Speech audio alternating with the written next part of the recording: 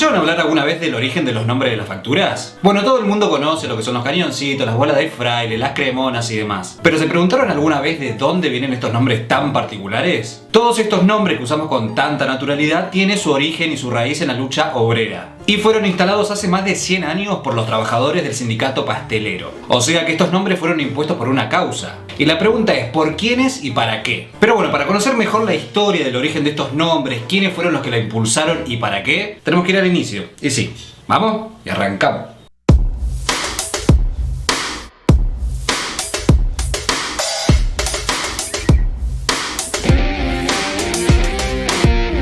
Bueno, el nombre de las facturas en Argentina tiene su origen principalmente en dos personas que fueron muy importantes. Una de ellas fue Enrico Malatesta. Se trata de un hombre nacido en Nápoles en el año 1853, ciudad que era muy identificada con las clases bajas y proletarias de Italia, y más todavía en el siglo XIX. Pero Malatesta venía de una familia acomodada igual, de una familia terrateniente, o sea que tenían mucha guita. Pero en el futuro iba a dejar toda su herencia para luchar por sus ideales. Cuando era pibe, él estudiaba medicina y ya en la universidad empezó a meterse como en movidas estudiantiles, pero le llegó el verdadero clic cuando empezó a participar en la Primera Internacional. ¿Qué es esto? Fue un congreso que se celebró en Londres en el año 1864, que tenía como objetivo unificar todos los sindicatos de Europa y más adelante del mundo, para unir fuerzas y luchar por los ideales socialistas que estaban naciendo. Y ahí estaba Marx, por ejemplo. Así que después de estas experiencias, Malatesta reafirma sus convicciones y empieza una vida de muchos viajes y difusión de sus ideas. Participa en huelgas, en agitaciones en varios países de Europa, que en ese momento los sindicatos y el socialismo estaba tomando mucha fuerza, porque crecía cada vez más con el aumento de los obreros, de la producción masiva y de las fábricas. El tema es que el pensamiento de Malatesta se va tirando ya por el anarquismo, que si bien tiene algunas similitudes con el socialismo y el comunismo, el anarquismo cuestiona todas las instituciones existentes, como el orden social, las estructuras del gobierno y sobre todo la iglesia. ¿Pero qué tiene que ver todo esto con los cañoncitos, las bolas de fraile? El tema es así. Para el año 1885, Malatesta era perseguido por la policía allá en Europa, entonces decide emigrar a un país lejano, en crecimiento y con un movimiento obrero reciente. ¿Cuál es este país? Y sí, Argentina. Pero como dije al comienzo, fueron dos personas las encargadas de difundir esta idea de las facturas. Una fue Malatesta y la otra se llama Ettore Mattei. Ettore Mattei. Mattei era otro anarquista italiano que había venido a Argentina y también estaba influenciado mucho por las ideas de la Primera Internacional. Bueno, este tipo Mattei nació en Livorno en el año 1851 y se vino para Argentina en 1880, 5 años antes que Malatesta. Él participaba en la distribución gratuita de diarios obreros, sobre todo en Italia y en Francia, y cuando vino a Argentina hizo lo mismo. Cuando llegó también formó parte de algunos grupos anarquistas italianos que estaban radicados acá en Argentina. Obviamente en ese momento la inmigración italiana y española era enorme, y también las ideas socialistas. Así que Mattei empezó a divulgar todas sus publicaciones por el país y también creó un periódico nuevo llamado Il Socialista.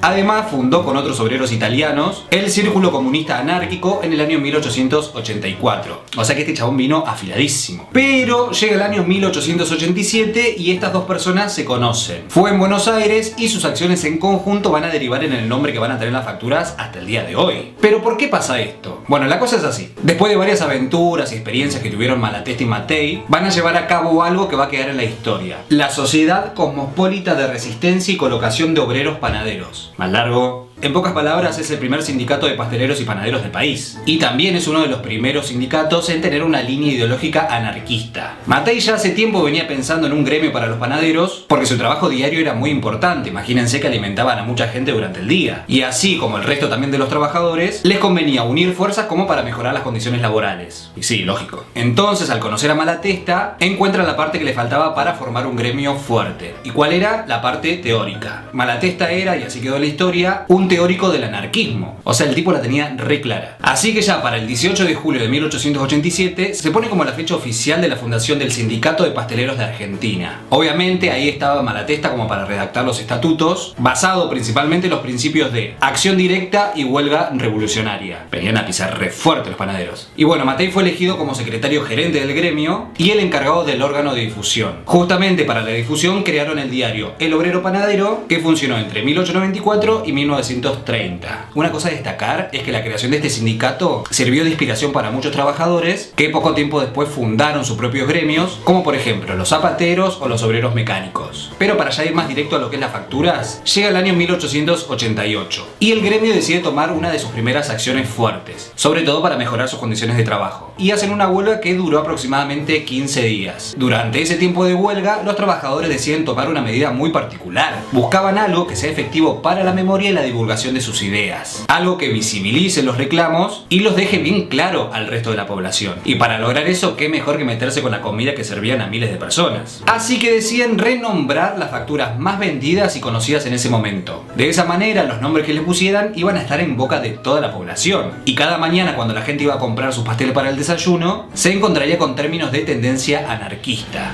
Sobre todo, críticas al poder militar, al Estado y a la Iglesia. O sea, re bien pensado. Y le funcionó bastante bien porque hasta el día de hoy están vigentes. Y bueno, las facturas son, por ejemplo, los cañoncitos. Una clara referencia a los cañones de los militares para criticar su uso y el uso de la violencia por parte del Estado. Después están las bolas de fraile, que este es mi favorito. Algunos también los conocen como suspiro de monja.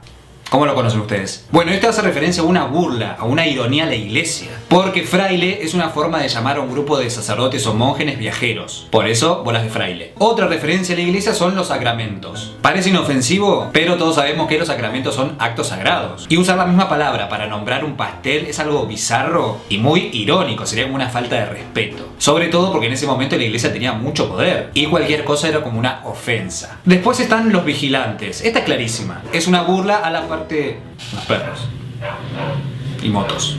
Otra burla clara a la policía y a la fuerza de seguridad. Después están las cremonas. El significado de las cremonas es muy particular porque tiene que ver con la forma. Porque la idea es que se vean muchas letras A unidas, creando un círculo. La A como símbolo de la palabra anarquismo, como es el logo que representa esta corriente. Eso yo nunca me lo hubiese imaginado. Y después están los libritos. Como ya para aflojar tanta burla, decidieron homenajear la educación y la lectura, algo que para los anarquistas es fundamental. Así que nombraron a estas facturas de grasa que tienen como capas que parecen páginas de un libro, que además es lógico. Pero también yéndonos a algo más general, la palabra factura también tiene su origen de un modo de protesta. Hasta ese momento no eran conocidas por este nombre, así que los panaderos decidieron ponerla así en referencia a que la factura es algo con un valor para pagar. Entonces de esa manera llamaban la atención sobre el valor de su trabajo. Tenían re clara, todo repensado lo tenían. Y a todo esto se preguntarán, ¿qué onda las medialunas? Bueno, las medialunas son las únicas facturas que no tienen nada que ver con esta historia. Pero al hablar de facturas no la podemos dejar de lado y además porque tiene un dato muy curioso. El tema es así. Surgieron en 1529 en Viena, en Austria, que en ese momento el país estaba invadido por los turcos, que la religión principal es el Islam, que tienen así como una estrellita y una medialuna. Así que los austríacos crearon un pastel con la forma de la medialuna del Islam, como una burla a los musulmanes, ya que se llevaban su símbolo a la boca y se lo comían. Terrible. Pero bueno, volviendo a Argentina y al gremio de los panaderos, esa huelga de 15 días fue muy exitosa. Consiguieron un triunfo que fue ejemplo y un impulso para las demás clases obreras argentinas. Y se empezaron a sentar las bases del movimiento anarquista en el país, que durante la primera mitad del siglo XX tuvo un protagonismo fundamental. Además dejaron instalados esos nombres hasta el día de hoy. Increíble. Y bueno, yendo a Malatesta, se va del país en el año 1889, habiendo cumplido hacer crecer la lucha obrera, y durante el resto de su vida viaja por diferentes lugares participando en luchas, congresos, y se convierte en uno de los principales escritores y teóricos del anarquismo, siendo uno de los más famosos y respetados. Finalmente vuelve a su país de origen, que es Italia, ahí participa de muchas protestas y escribe contra la llegada del régimen fascista de Mussolini. Terrible. Justo al final de su vida se produce el ascenso de Mussolini ahí en Italia, por lo que le dan prisión domiciliaria y lamentablemente murió preso y reprimido por el fascismo en 1932. Pero bueno, así fue como se le dio el nombre a las facturas acá en Argentina y porque se dice que tiene su origen en luchas obreras. ¿Quién se lo hubiese imaginado, no? Yo no tenía ni idea. ¿Ustedes sabían más o menos de esto? Así que nada, así es la historia de las facturas. Si ustedes tienen alguna historia, alguna leyenda, cualquier cosa de la que quieren que hable, díganme en los comentarios y lo hago. Acuérdense de compartir, de suscribirse y creo que con eso ya estamos. Estamos. Así que nada, espero que les haya gustado y nos vemos en el próximo video.